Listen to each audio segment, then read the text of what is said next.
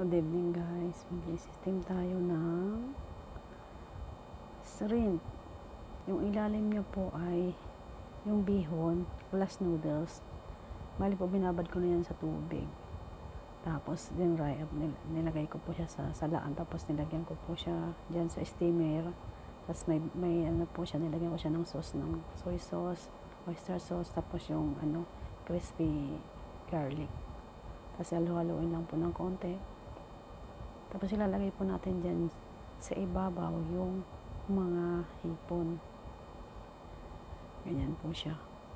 7 to 10 minutes lang po ang steaming.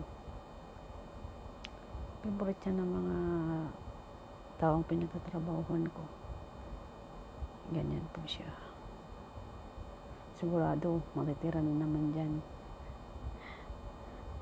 yung plato. Walang matitirang dyan kahit bihon. Favorite kasi nila yung ganyang luto. Ayan guys, ilalagay na po natin siya sa kumukulong tubig. Steaming lang po siya.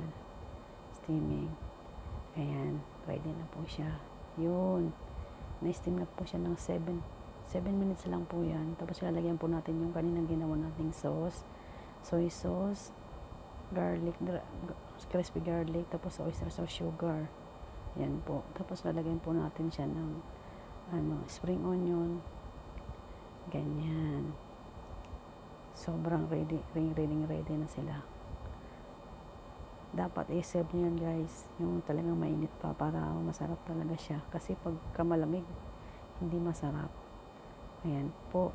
Ayan. O diba? Sobrang sarap po niyan.